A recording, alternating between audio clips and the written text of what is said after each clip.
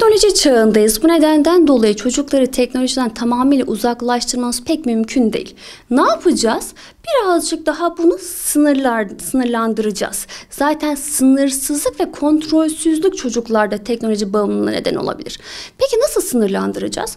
Mesela ilkokul çocukları 45 dakika, ortaokul çocukları 1 saat, lise çocukları 2 saat şeklinde ne yapabiliriz? Süreyi sınırlandırabiliriz. Ama tabii bu her çocuk için geçerli olmayabilir. Yani bunlar bizim genel söylediğimiz sürelerdir.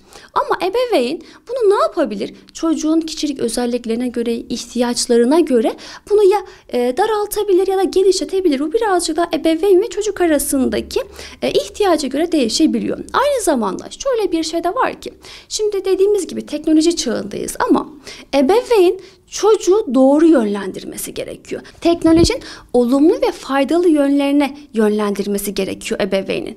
Peki bu ne demek? Çocuğun yaşına uygun bir şekilde mesela kodlama eğitimi alınabilir çocuğa. Kodlama eğitimi verilebilir. Veya İngilizce eğitimi alabilir. Ya da resim yapmayı bu şekilde öğrenebilir. Tarihi merakı varsa ne yapabilir? Açıp bunlarla ilgili bilgiler öğrenebilir. Ya da diyelim ki belgesellerle ilgili ilgisi varsa çocuğun. Ne yapar? Bunları açıp yeni bilgiler öğrenebilir. Yani burada ebeveynin yönlendirmesi çok önemli.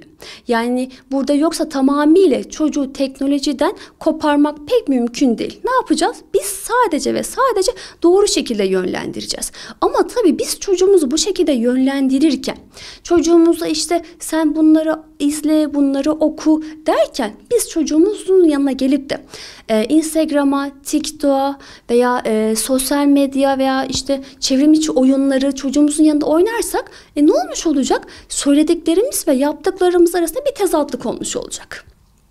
Bu nedenden dolayı yani yaptıklarımız ve söylediklerimizin arasında bir tutarlılık olması gerekiyor. Yani bizim de kendimizi düzenlememiz gerekecek. Çocuğumuzu düzeltirken ilk önce bizim bir kendimizi düzenlememiz gerekecek. Ve şöyle bir şey de var ki, şimdi evet çocuk ne demiştik? Faydalı ve olumlu yönlerini alsın. Ama bu demek değildir ki sınırsız bir şekilde çocuk teknolojiyle haşır neşir olsun. Bu demek değildir. Mutlaka ve faydalı olumlu yönlerini alırken de bu yine bir süre olması gerekiyor. Az önce de dediğimiz gibi sınırsızlık ve kontrolsüzlük teknoloji bağımlılığına neden olur. Bu nedenden dolayı da ne yapacağız? Mutlaka ve mutlaka bir süre belirleyeceğiz çocuğumuza.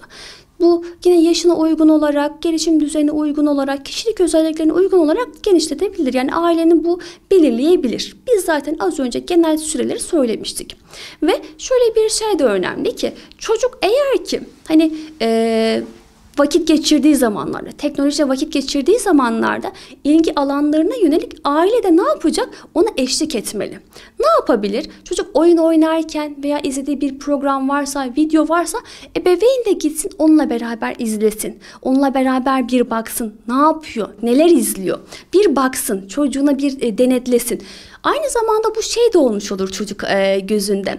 Annem babam bana değer veriyor. Annem babam benimle ilgileniyor. Neyi izlediğimi veya ne yaptığımı merak ediyor diye düşünüp çocuk da bu anlamda kendini iyi hissetmiş olur, değerli hissetmiş olur.